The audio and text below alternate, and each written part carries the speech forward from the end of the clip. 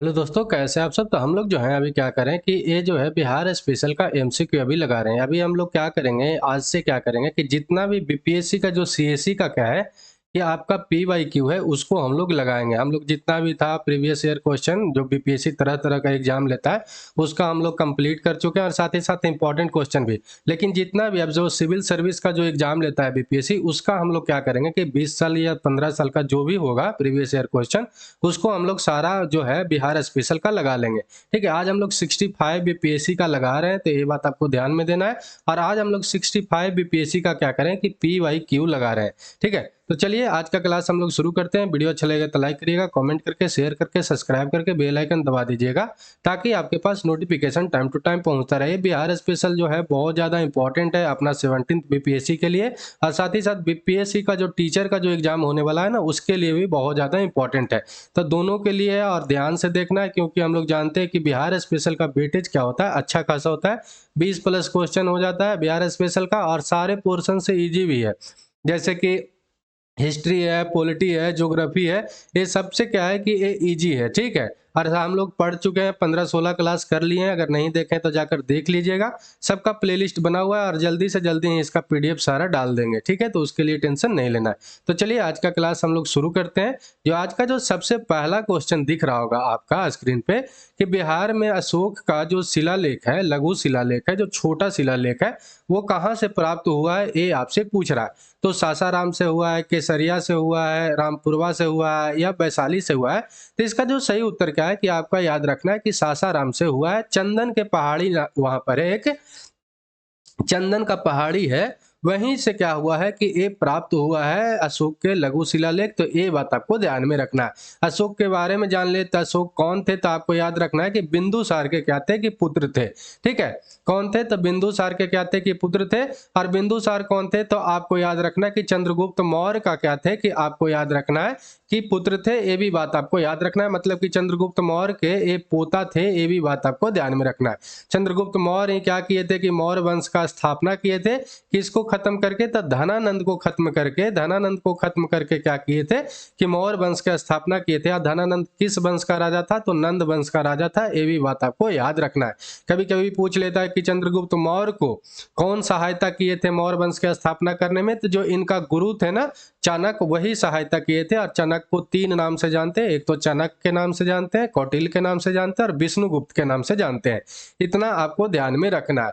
ठीक है, चलिए 2300 साल लगभग पुराना ये लघु शिलालेख है, जो कहाँ से प्राप्त हुआ है तो चंदन के पहाड़ी जो सासाराम में स्थित है वहां से प्राप्त हुआ है। लेकिन कुछ लोग जो है अतिक्रमण करके इसको क्या बना दिए हैं तो मजार बना दिए हैं। ये भी बात आपको ध्यान में रखना है।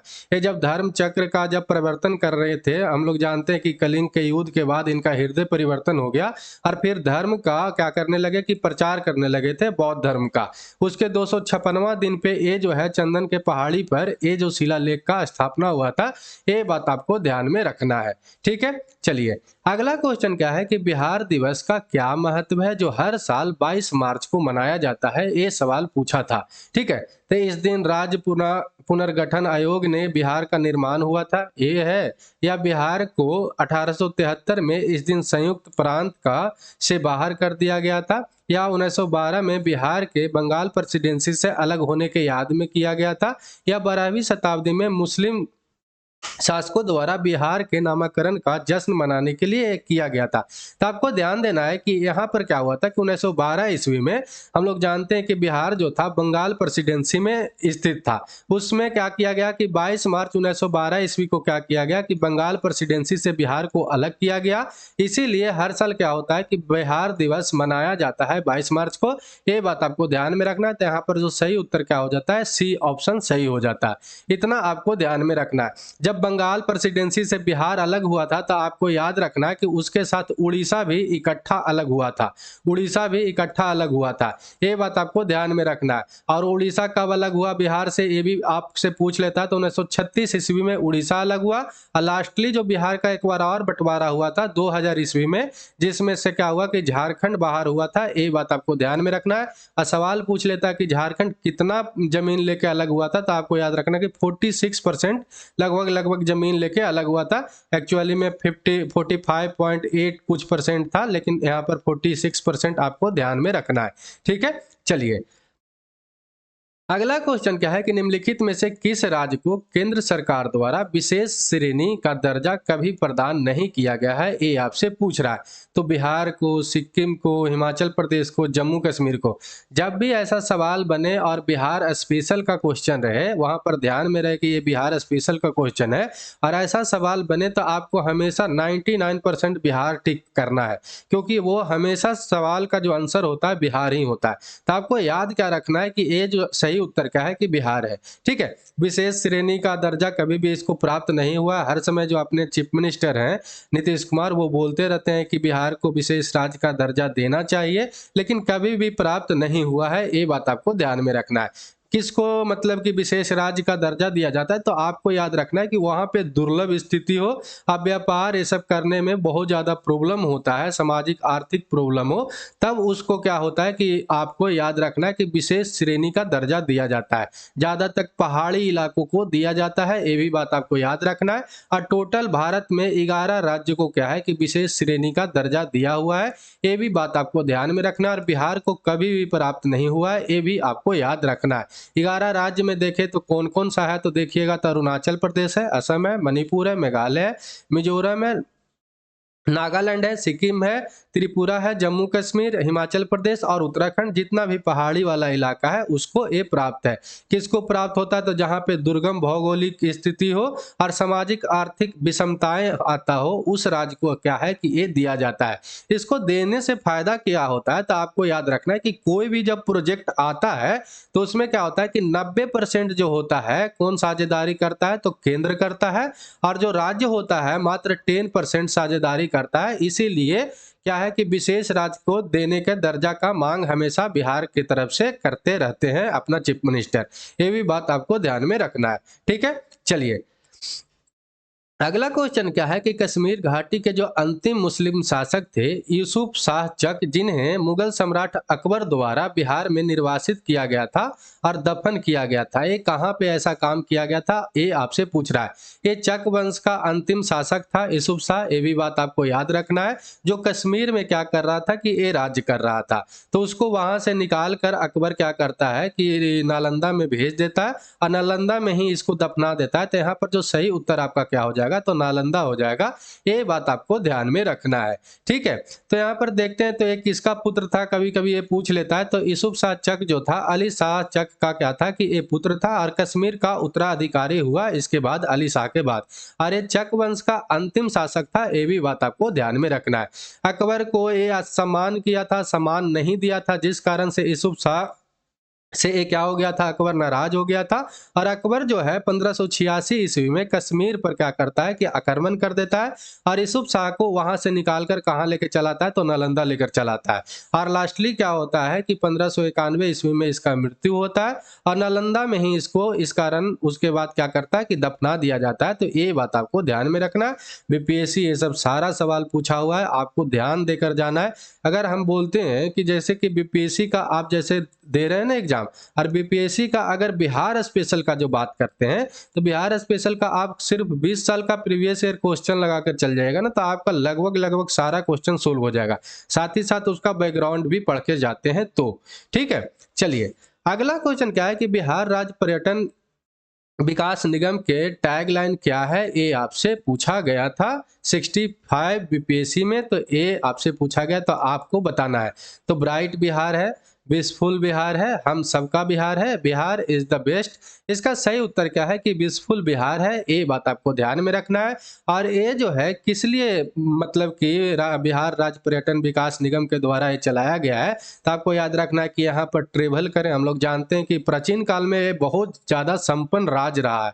ठीक है, और बिहार अगर राज्य पर्यटन विकास निगम का स्थापना पूछे तो आपको याद रखना है कि 1980 में हुआ था, जिसका मुख्यालय पटना में है, लेकिन संपूर्ण राज्य में क्या है इसका शाखा फैला हुआ है।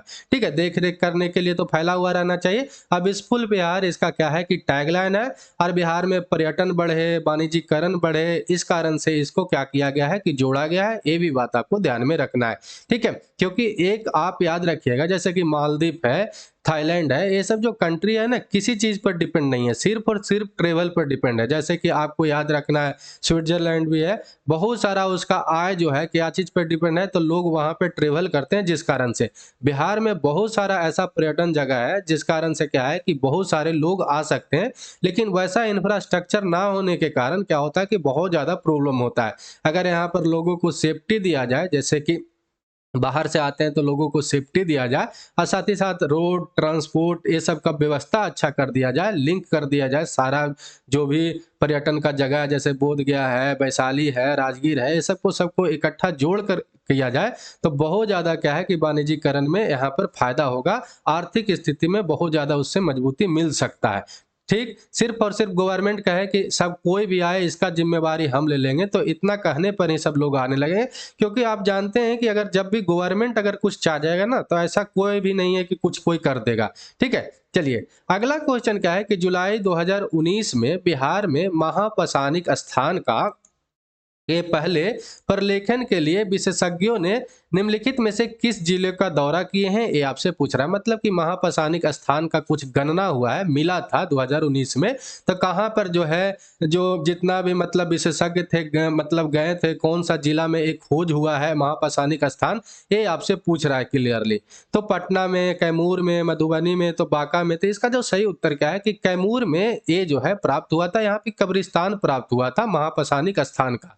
ठीक है, इससे पता क्या चलता है कि महापसानिक स्थल भी है बिहार में, ये भी बात आपको ध्यान में रखना है। 6 महापसानिक कब्रिस्तान कैमूर के पहाड़ियों पर क्या है कि ऐतिहासिक रोहतासगढ़ के किले और हरमेवा गांव के पास खोजा गया था, ये बात आपको ध्यान में रखना है। और ये कब हुआ था, तो नवंबर 2018 में इसका पता चला था। और कैमूर जिले में उसके बाद होता है क्या कि जुलाई 2019 में विशेषज्ञों का दौरा होता है, और इससे पता चलता है कि यहाँ पर भी महापसानिक स्थल स्थित है बिहार में, ये भी बात आपको ध्यान में रखना है। तो कहाँ पर है, तो कैमूर में, ये आपको जरूर याद रखना है क्योंकि ये फिर से सवाल पूछ सकता है। ठीक है, चलिए अगला क्वेश्चन क्या है कि बिहार में 1857 के जो विद्रोह हुआ था उसका नेतृत्व कौन किए थे, ये आपसे पूछ रहा है।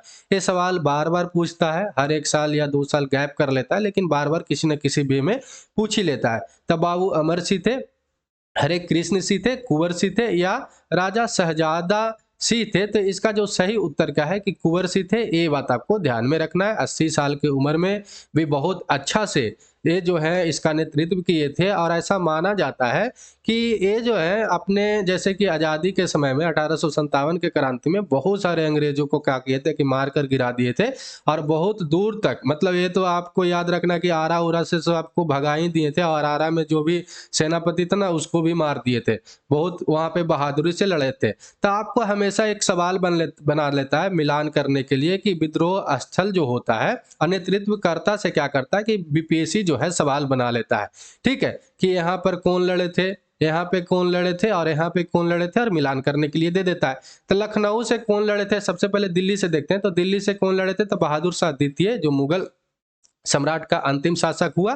ठीक है, लखनऊ से कौन लड़े थे, तो बेगम हजरत महल, ये आपको जरूरी याद रखना है क्योंकि स्त्री थी, लेडीज थी, और ये हमेशा सवाल पूछते रहता है।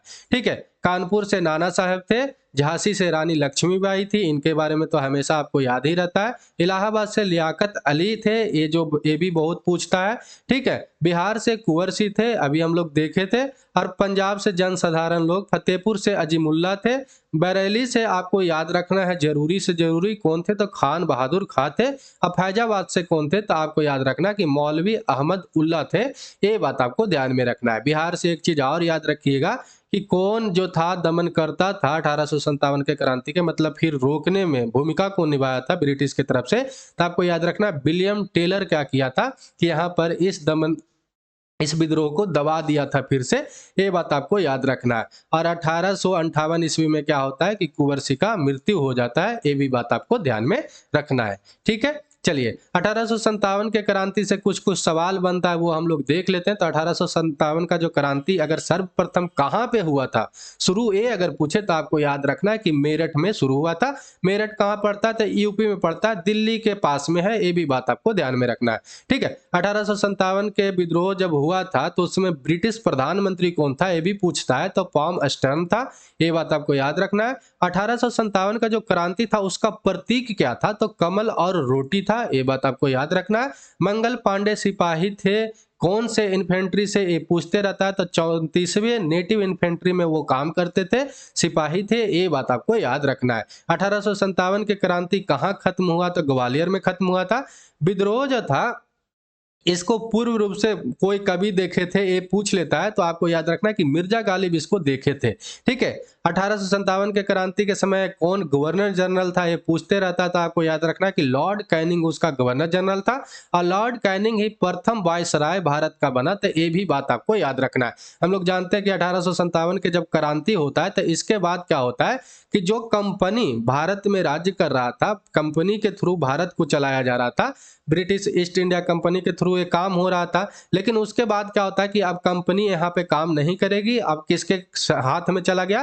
तो ब्रिटिश क्राउन के हाथ में चला गया था, और गवर्नर जनरल को क्या नाम दिया गया? तो वायसराय नाम दिया गया था। ये बात आपको ध्यान में रखना है, वायसराय कहा जाने लगा, तो इतना आपको ध्यान में रखना है। ठीक है, चलिए, ये कभी कभी पूछ लेता कि 1857 क्रांति हुआ क्यों था, तो हम लोग जानते हैं कि एक इनफील्ड राइफल लॉन्च किया गया था, उसमें क्या था कि गाय का चर्बी और क्या था कि शुगर का चर्बी दोनों उसमें मौजूद था, और उसको मतलब कि पहले भरने के पहले, फिलअप करने के पहले बंदूक में उसको क्या करना पड़ता था कि मुंह से खोला जाना पड़ता था, जिस कारण से क्या होता था कि उससे हिंदू भी आहत हुए, क्योंकि गाय का बात है, और मुस्लिम को जो है हराम मानते हैं शुगर का, उसको भी क्या हुआ, शुगर का जो हराम मानते हैं उनका भी क्या हुआ कि धर्म आहत हुआ, इसलिए ये विद्रोह हुआ था।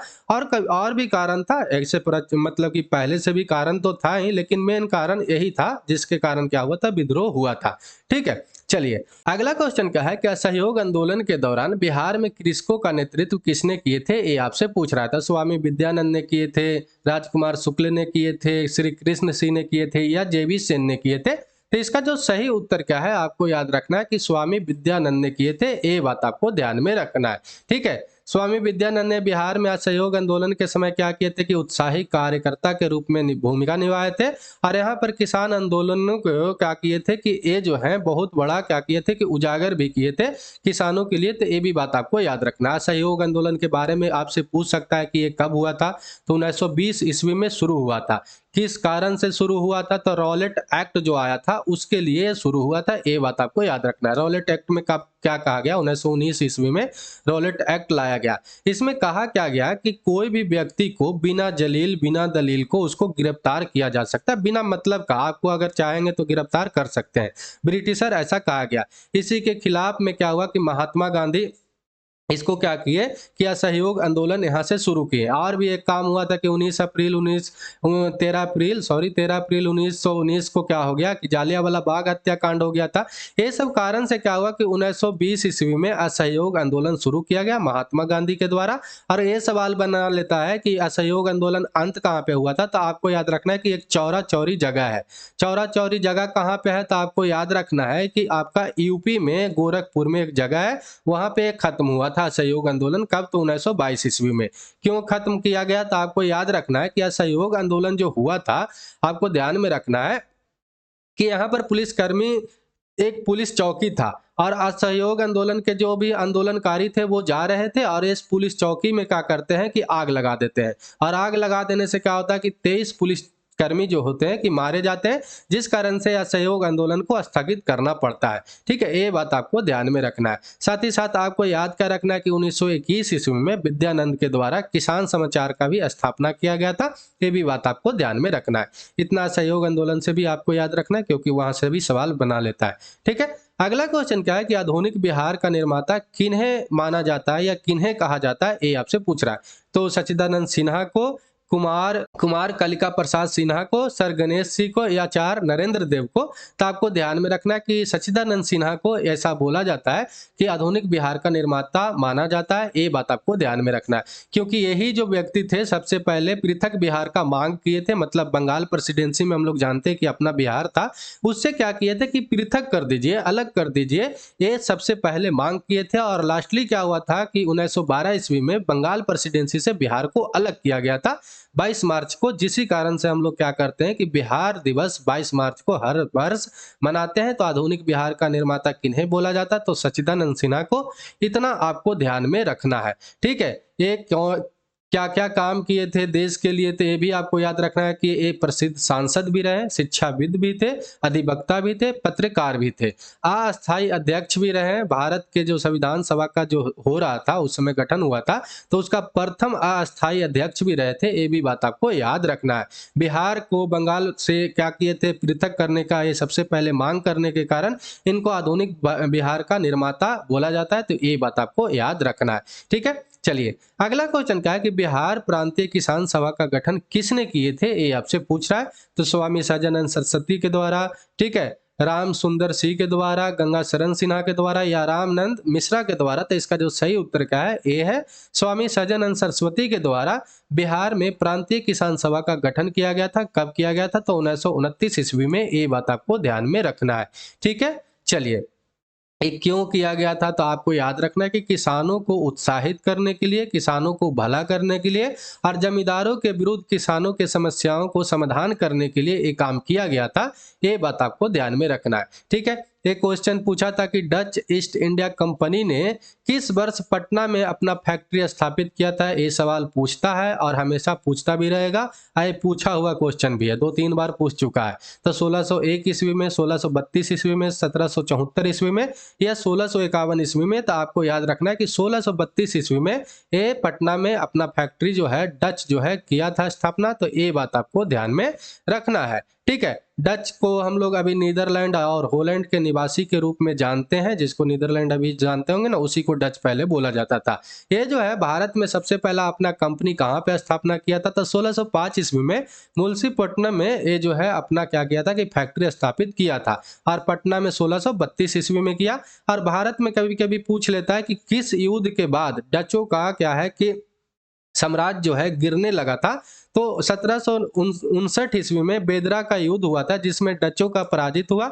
और उसके बाद क्या होता है कि भारत में इसका शक्ति का समापन होना शुरू हो जाता है। इतना आपको ध्यान में रखना है। ठीक है, चलिए अगला क्वेश्चन क्या है कि बिहार में स्वराज दल का गठन किसने किए थे, ये आपसे पूछ रहा है। श्री कृष्ण सिंह ने किए थे, रामलाल शाह ने किए थे, बंकिम चंद्र मित्र ने किए थे या सचिंद्र नाथ सन्याल ने किए थे। तो इसका जो सही उत्तर क्या है कि श्री कृष्ण सिंह के द्वारा बिहार में स्वराज क्या है कि दल का गठन किया गया था। ये बात आपको याद रखना है। आपको सबसे पहले याद क्या रखना है कि जब हम लोग जानते हैं कि असहयोग आंदोलन खत्म हुआ, तो असहयोग आंदोलन खत्म कब हुआ था, तो 1922 ईस्वी में खत्म हुआ था।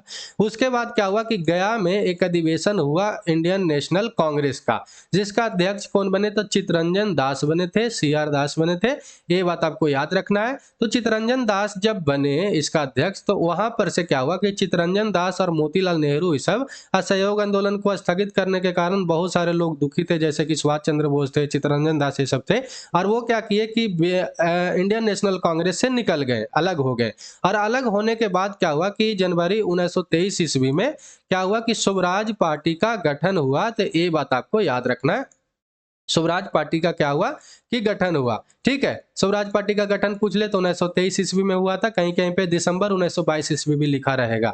ठीक है, तो स्वराज पार्टी का गठन हुआ, जिसका अध्यक्ष कौन बने, तो CR दास जो थे, चित्तरंजन दास जो थे अध्यक्ष बने और मोतीलाल नेहरू महासचिव बने थे।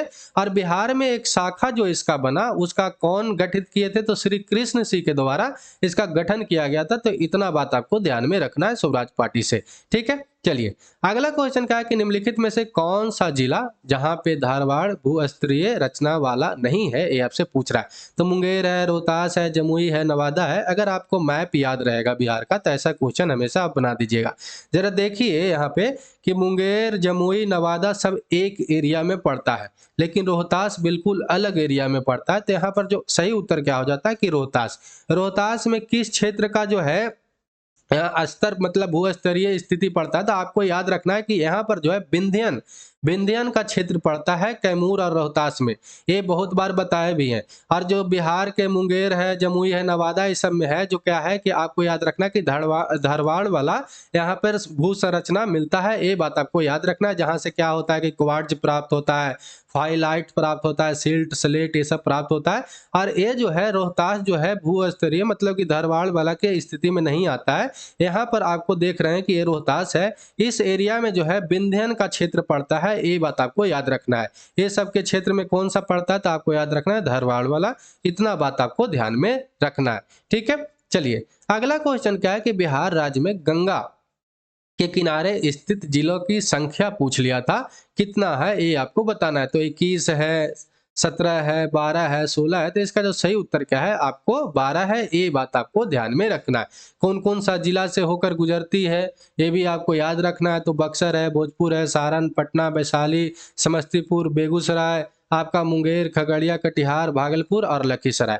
बक्सर में चौसा एक जगह है, चौसा एक जगह है जहां पर क्या है कि बिहार में गंगा प्रवेश करती है। ये बात आपको याद रखना है, क्योंकि ये भी सवाल आपसे पूछता है कि बिहार में किस स्थान पे, किस पॉइंट पे गंगा जो है मतलब कि इंटर करती है। तो आपको याद रखना है कि बक्सर में एक चौसा जगह है, वहां पर क्या है कि जो गंगा नदी है इंटर करती है और 12 जिला से गुजरती है। और पटना जो है सबसे लंबा दूरी तय करती है पटना जिला में। ये भी बात आपको ध्यान में रखना है, ठीक है। चलिए अगला क्वेश्चन क्या है कि निम्नलिखित में से कौन सा वन्य जीव अभयारण्य बिहार के मुंगेर जिले में स्थित है, ये आपसे पूछ रहा है। तो वाल्मीकि है, राजगीर है, भीम बांध है, यहाँ पर भीम बांध रहेगा, गौतम बुद्ध है। तो इसका जो सही उत्तर क्या है कि आपको याद रखना है कि भीम बांध जो है मुंगेर में स्थित है। ये बात आपको ध्यान में रखना है, ठीक है। वाल्मीकि नेशनल पार्क जो है हम लोग जानते हैं कि कहाँ पे है, तो पश्चिमी चंपारण में है। गौतम बुद्ध वाला आपको याद रखना है कि आपको गया में है, और राजगीर वाला जो है आपका नालंदा में है। इतना आपको ध्यान में रखना है, ठीक है। भीम बांध जो वन्य जीव अभयारण्य है ये मुंगेर जिले में स्थित है। 682 वर्ग किलोमीटर में ये फैला हुआ है। और यहाँ पर आपको याद रखना है कि खगड़पुर के पहाड़ी भी है, क्योंकि ये भी क्वेश्चन पूछा हुआ है कि खगड़पुर के पहाड़ी बिहार के किस जिला में स्थित है। तो आपको याद रखना है कि मुंगेर जिला में स्थित है। उष्णकटिबंधीय घने जंगल से क्या है कि पूरा घिरा हुआ है। और 1976 ईस्वी में इसको वन्य जीव अभयारण्य सूचना मतलब सूचित किया गया था। ये बात भी आपको ध्यान में रखना है, ठीक है। चलिए अगला क्वेश्चन क्या है, हमेशा आपको याद रखना है कि जनगणना से हमेशा सवाल बनता है 2 या 3। तो जनगणना आपको पूरा पढ़ के जाना है, ठीक है। आपको पढ़ा भी दिया गया है, एक ही ऐसा एक जो मतलब बिहार स्पेशल का पढ़ाए थे कि एक ही मतलब क्लास में 10 क्वेश्चन आपका सोल्व। तो वो वाला वीडियो आपको जरूर देख लेना, क्योंकि वहां पर जितना भी जनगणना के बारे में नॉर्मली सब बता दिए जितना भी इंपॉर्टेंट है। तो उसको आप देख लीजिएगा, ठीक है। तो एक क्वेश्चन जो अभी पूछ रहा है कि 2011 के जनगणना के अनुसार से बिहार के किस जिले में सर्वोच्च लिंगानुपात है, ठीक है। तो सिवान है, गोपालगंज है, सारण है, किशनगंज है। तो इसका जो सही उत्तर क्या है आपको याद रखना है कि गोपालगंज है, ठीक है। गोपालगंज में सबसे ज्यादा लिंगानुपात अच्छा है, ठीक है। तो लिंगानुपात किसको कहते हैं, सेक्स रेशियो किसको बोलते हैं, ये भी सवाल बन सकता है कभी कभी। तो आपको याद रखना है कि अगर मेल है और मेल का संख्या 1000 है और उस पे फीमेल की संख्या कितना है, उसी को हम लोग क्या बोलते हैं, तो लिंगानुपात बोलते हैं, सेक्स रेशियो बोलते हैं। तो यहाँ पर जो गोपालगंज में क्या है कि 1000 अगर मेल है तो यहाँ पर एवरेज जो है क्या है कि 1021 फीमेल है, जो बिहार में सबसे अच्छा है। भारत में पूछ ले कि सबसे अच्छा सेक्स रेशियो वाला कौन सा स्टेट है, तो आपको याद रखना है कि केरला है, ठीक है।